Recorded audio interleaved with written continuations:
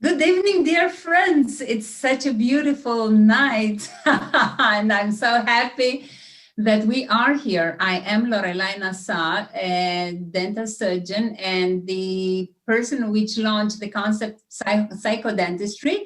And we have together with us a splendid friend of mine, a person which I'm so proud and happy to have in my life, Serge Beddington. Welcome, Serge. Thank you, Lorelei, my dear friend. It's very nice to be speaking with you.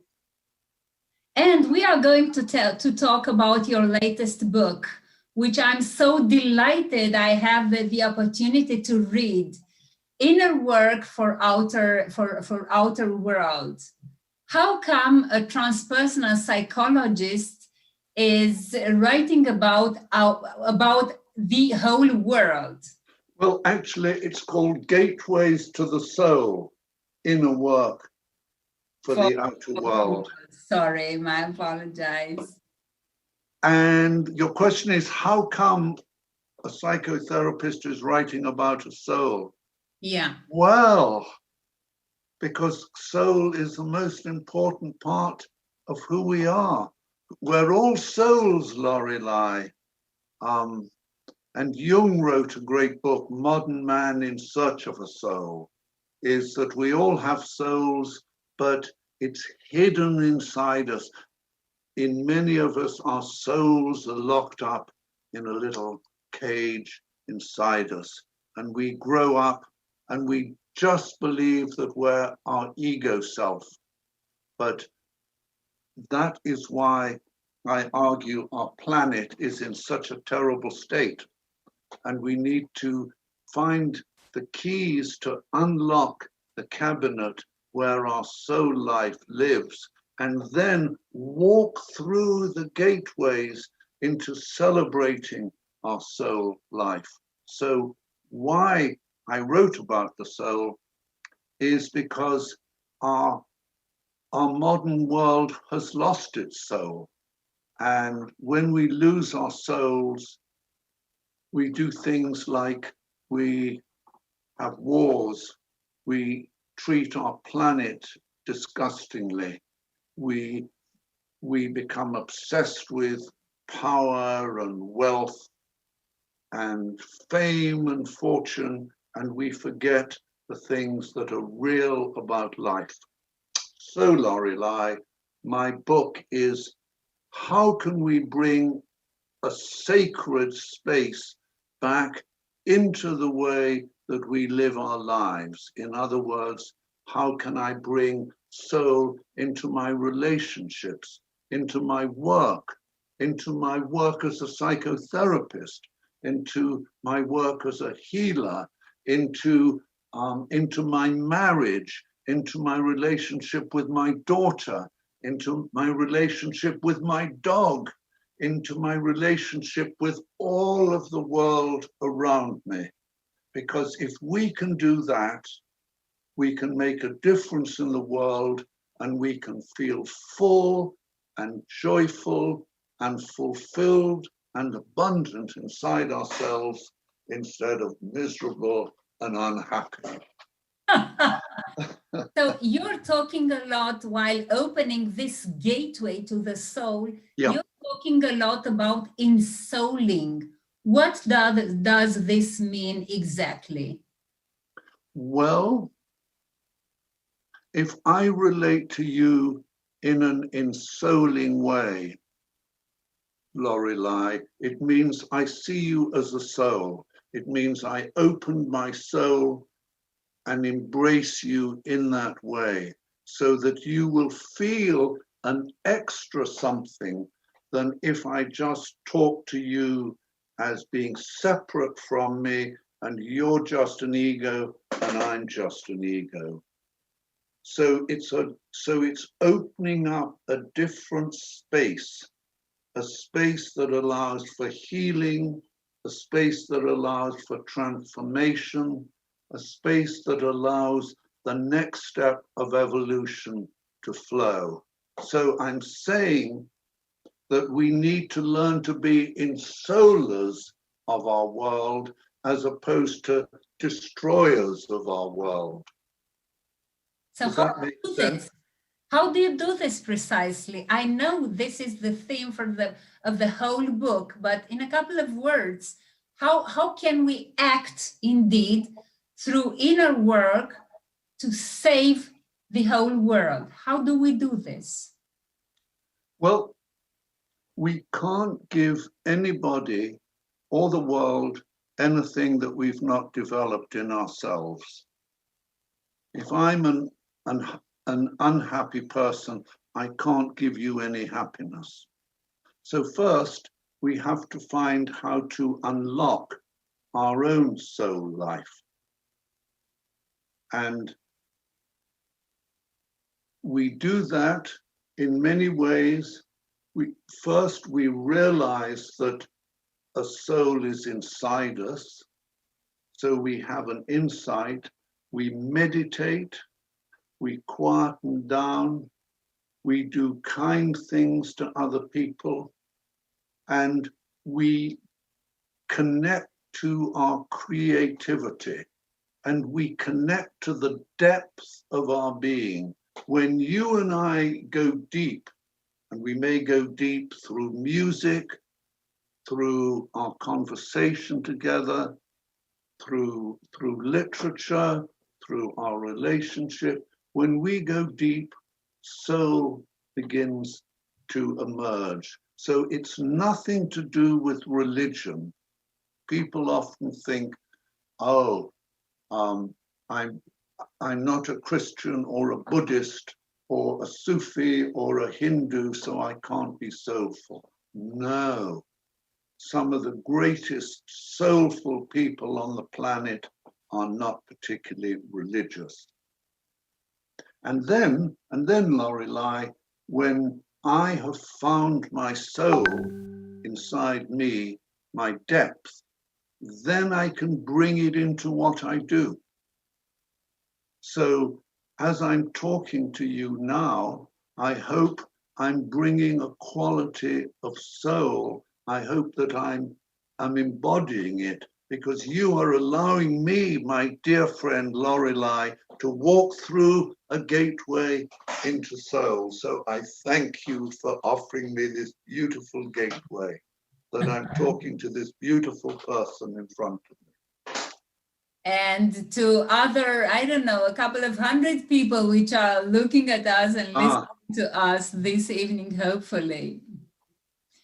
Well, as far as I could see, I told you, my dear friends, that I already read this book, which is splendid indeed. There are, in the final of each chapter, there are a couple of affirmations and statements and exercises to do. So one can use indeed this book as a work by himself. Yes, and was this purpose? This was the purpose of it? Well, the purpose is that it's for two kinds of people. It's for people who know nothing about soul, but their lives are in crisis. There's a lockdown, there's a coronavirus. They're saying, I'm not happy. I need to change my life. What's wrong? And I can't earn more money at the moment. How am I going to be happy? So it's for those people. Maybe being happy is not having a bigger house or a bigger car or more prestige. Maybe happiness comes through going inside and going deeper into yourself. So it's written for those kinds of people who are new on the scene and they realize, yeah, I'd like to become a little bit more spiritual. I'd like to do something more to help the planet.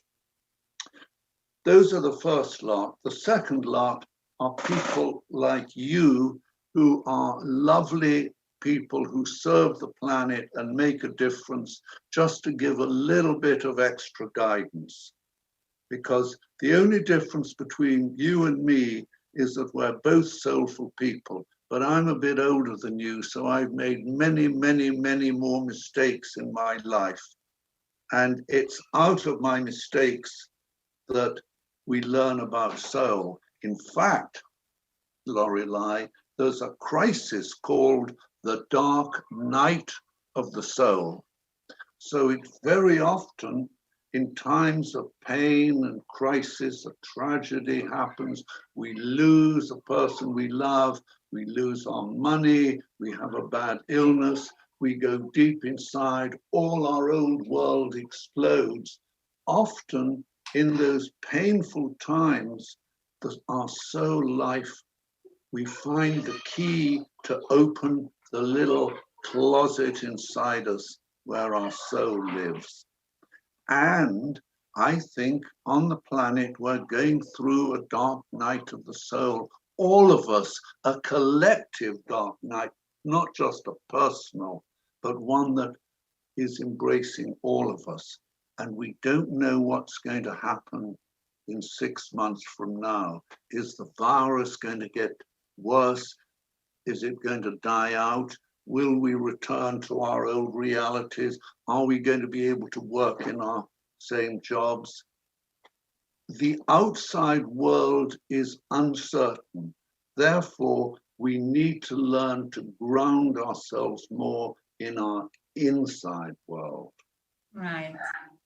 And tell me, how come what is bringing us your book is specifically into this time of Corona and after pandemia and after lockdown? What does it bring to us? Can you frame that? I don't quite understand your question. What does it bring to us? I don't quite understand. Your book is specifically able to help us through this time of coronavirus. Well, I think so, because it teaches us to learn to discover who we are. Because the more Lorelei and Serge, the more you and I learn to discover who we are inside ourselves, the more we're going to discover our souls. So it's a book that teaches us to go inside, because I think that the deeper we can go inside ourselves, the more good we can do outwardly for the planet. So the purpose of finding our souls is not just so that we can sit here happy. Yes, I found my soul, I'm happy, but how can I bring more soul out in the world? How can I touch everyone I meet? The work I do, the journeys I do, the lectures I give, how can I touch the world with more soul? And I think that that's the important thing. And can one use the knowledge with this book through regular therapies? Are you using it with your patients? Yes, I do. Yes, I work with people and I tell them to read a chapter each week, and then we work sort of with it, and they do the exercises at the end of each chapter. I do it with some people, but not with everyone. You need to work in a little different way with everyone. The main thing I do in my work, Lorelei, is that people come and stay with me and they do a week's personal retreat. I just focus on one person. I used to teach spiritual retreats for 20 people. Now I prefer to focus on one person or a couple. And then we work with everything about their lives. So it's a little kind of different way. I haven't been doing this, because of our shutdown. But the interesting thing is that I've just been thinking is that, wait, do I have a mask? Yes. That the more we put that although we're having to wear masks on our face is that the more soul we have, the unreal mask that we wear, that we think is who we are, it begins to drop. In other words, Lorelei, we're getting more real. You and I are not who we think we are. You may think, we're a lovely person, this and that, and I've got this personality, but that's just the surface. And what I'm noticing in this pandemic is that people are getting more real and people are getting more frightened, but they're also getting kinder. I'll tell you a really nice story. When we shut down, I didn't know that my neighbors who lived on either side of me, we lived our own little lives. And then at 7 o'clock every evening, we'd all go and clap, and I'd go out and play the guitar and sing songs and annoy everyone. But we got to meet. And so I've met new friends. And so I think the world is changing. I think soul is coming into the world, and I feel hopeful for the world. Perhaps things may need to get worse, but the world is full of wonderful people. And in order to come fully into our wonderfulness, we need to also see the worst in us. And I think that Donald Trump is giving America a gift, because this man embodies everything that is most soulless about the Republican Party and America. In every way, there's not a single quality of soul. He has soul, but it's very tightly hidden inside him. But we have to see how terrible it is when soul does not appear. And it's so interesting that although we have these strong men, authoritarian dictators who are the rulers of many countries, they're beginning to be threatened. And I have a suspicion that in 10 years from now, we're going to see less of these so-called strong men, but really they're weak, sort of mama's boys who have to control everything. We're going to see less of them. And I hope in Belarus that this Lev Tushenko, or whatever his name is, you look at him, that little moustache, you know, and you see what a little human being, a tiny little man, you know, from a soul perspective, what a small human being. And they're all very small, these human beings. We're asked to be, our challenge is that we all need to become bigger, more expanded, embrace more dimensions of who we are. And that's what soulful is about. We're too small. What's wrong with the human race is that we're too small. We live our little blinkered lives. You know what a friend of mine said recently, and I so agree. It's Jim Garrison, you know him. Yes, yes. And he said, the solution to the world would be if for 2 years, all the male leaders stepped down and women came into their place. For 2 years, we would have a transformed world. Because isn't it interesting that in those countries ruled by women, the coronavirus has been dealt with? My daughter is in New Zealand at the moment, and she's doing a degree there. And the New Zealand, Prime Minister dealt with this in the right way, and there's no cases at the moment. So I think we're moving into a new phase where the old patriarchal mindset that has dominated with control and war and violence and machodom and the left brain and rationalism, it's reached the end because it's not working, and the soul is feminine.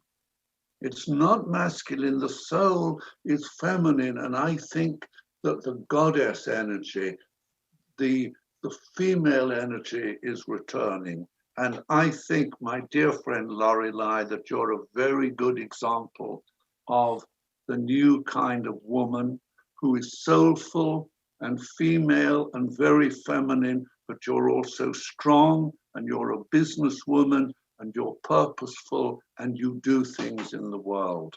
So we need more people like you in the world, because it's the Lorelei's of this world who are going to save the world, not us men, you know. Hopefully, we are working for it. Yeah. So now we could see indeed this spiritual activism, as I knew you as a spiritual activist. We could see it properly. I always used to think, what is this about? Is Serge going to get a lightful soul and fight with the world using light? But now you are doing it beautiful, in a beautiful. I'm the Jedi. I've got my light.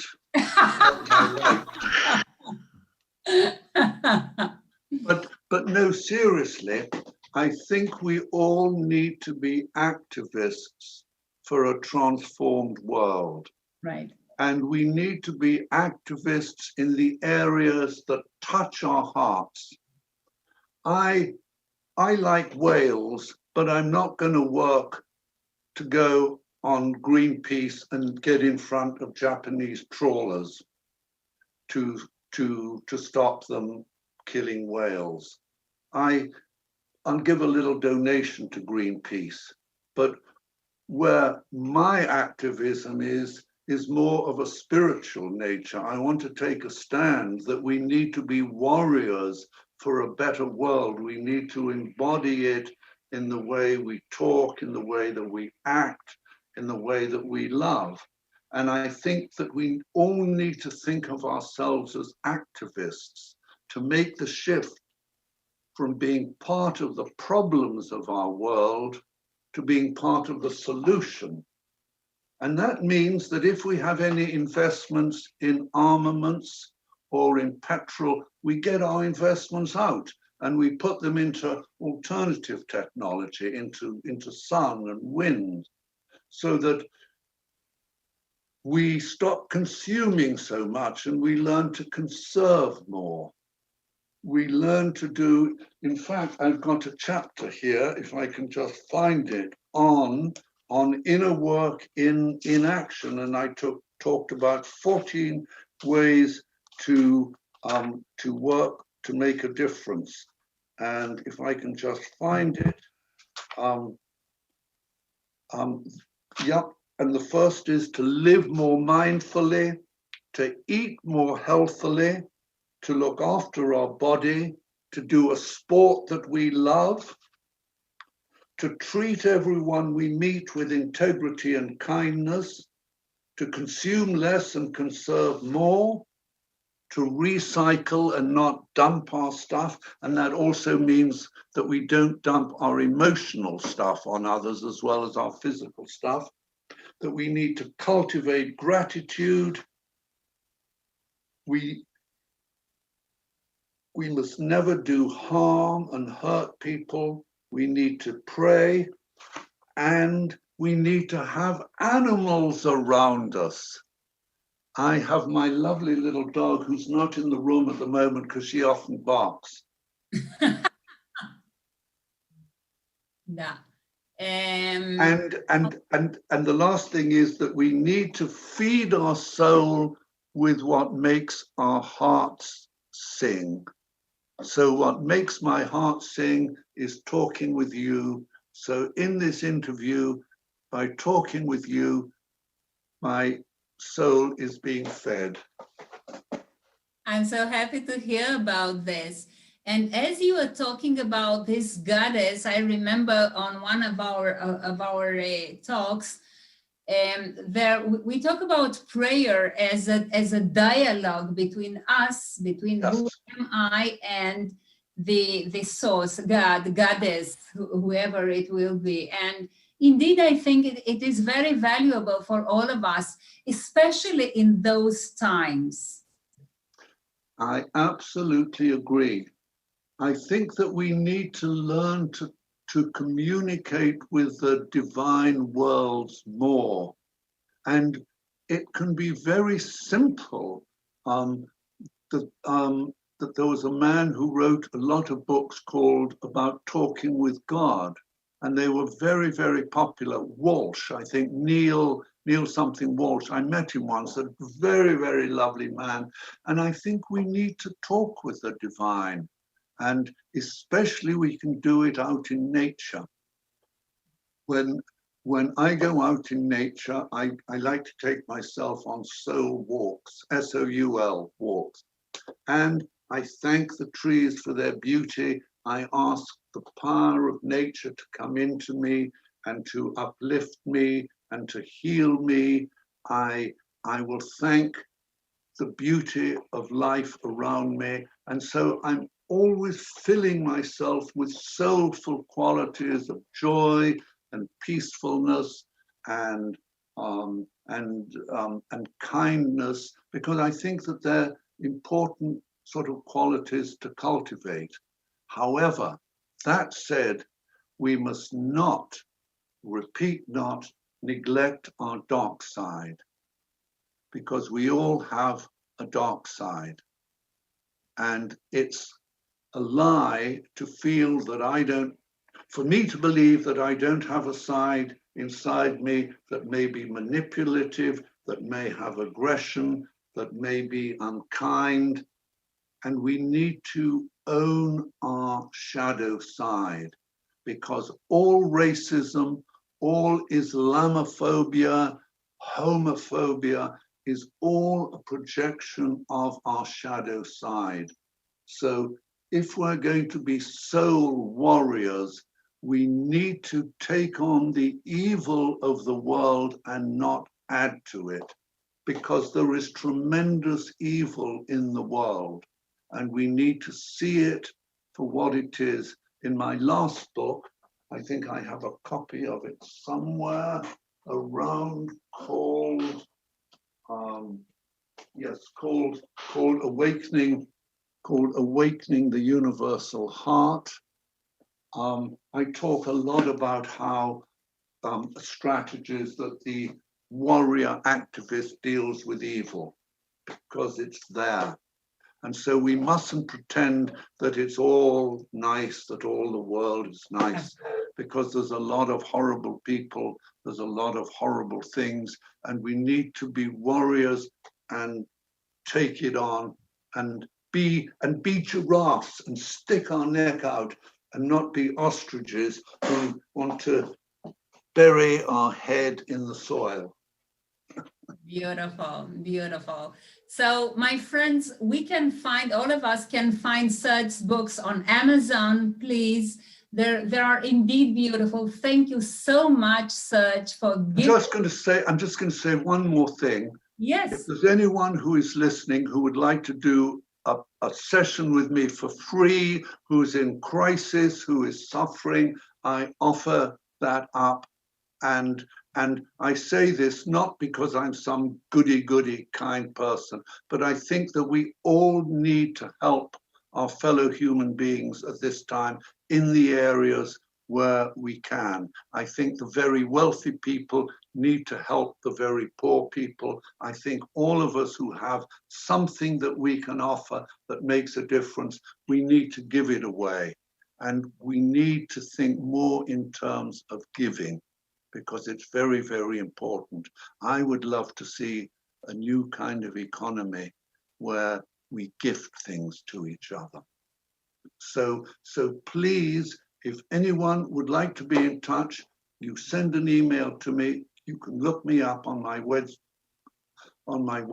Just send an email. We'll arrange a time and we'll talk for an hour. I'm so happy to do that. Thank you so much, Serge. It's so kind of you. Thank you. Thank you. It was an amazing talk. I really, really appreciate, and I'm sure our friends really appreciated it also. And let us see each other healthy, in a good shape, happy and grateful, with gratitude. And filled with abundance and joy. Yes. Thank you. Thank you, my dear you. Lorelei, my dear friend. Thank you very much indeed. Much love to you. Thank you so much. Love. Bye-bye. Încearcă noul izvor Aqua Carpatica, la fel de pur și cu gust unic datorat concentrației speciale de săruri. Aqua Carpatica din România, patria apelor minerale. Să înțelegi femeia dincolo de tot ce poți vedea, ascunsă toată în eleganța sa, în chicoteli sau rochii colorate, în prea mult roz sau un miros de carte, în pasiuni sau într-o zi de joi, la un pahar de vin în doi. Chardonnay domeniile Sâmburești, un vin care înțelege femeile. Hey everybody, it's Tony Robbins.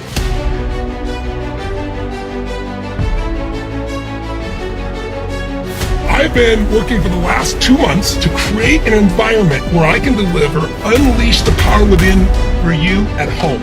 If you'd like to unleash your strength, your ability, then this is the opportunity for you to do it.